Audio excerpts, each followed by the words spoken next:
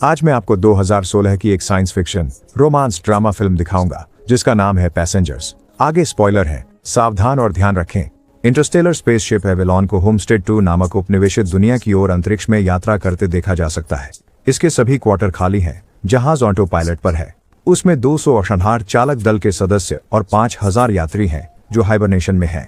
अचानक जहाज एक क्षुद्र ग्रह क्षेत्र से गुजरता है जो इसकी ढाल को कमजोर कर रहा है। शक्ति को मुख्य ढाल की ओर मोड़ा जाता है, लेकिन जहाज एक विशाल क्षुद्र ग्रह से टकराने की राह पर है। अचानक क्षुद्र ग्रह जहाज से टकराता है, जिससे विभिन्न खराबियां होती हैं। जहाज स्वमूल्यांकन शुरू करता है, लेकिन हाइबरनेशन पॉड्स में से एक सक्रिय हो जाता है। जागा हुआ यात्री जिम प्रेस्टन है, जो एक यांत्रिक इंजीनियर है। उसका पॉड खुलता है और एक स्वचालित प्रणाली उसके जागने में मदद करती है। उसे बताती है कि उसने 120 साल निलंबित एनिमेशन में बिताए हैं और जहाज होमस्टेड 2 से केवल 4 महीने दूर है। उसे बताया जाता है कि वह उस समय को जहाज की शानदार सुविधाओं का आनंद लेते हुए बिता सकेगा।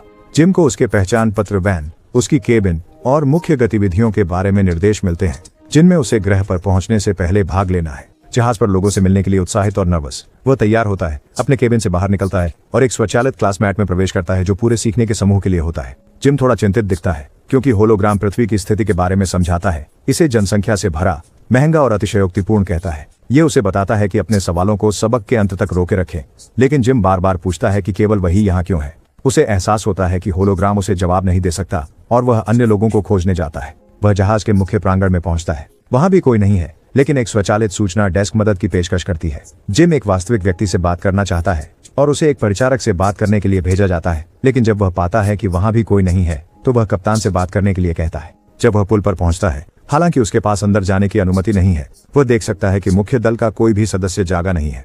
जिम अंततः वेधशाला में जाता है, जहां उसे पता चलता है कि जहाज वास्तव में होमस्टेड 2 से 90 साल दूर है।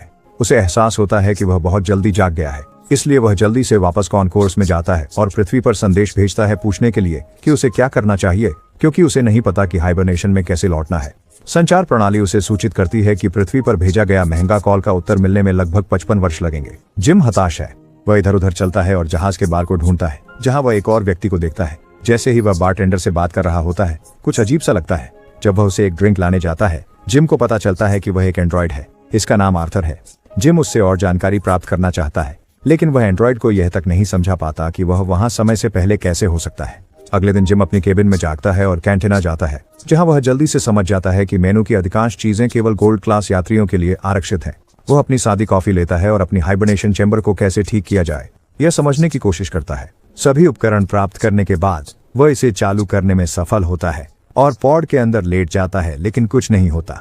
अगले वह उन उपकरणों का उपयोग करने का निर्णय लेता है जो उसने चालक दल के हाइबरनेशन चैम्बर्स में जाने के लिए पाए थे। वह भी काम नहीं करता। जहाज के आसपास छोटे गड़बड़ियां होती हैं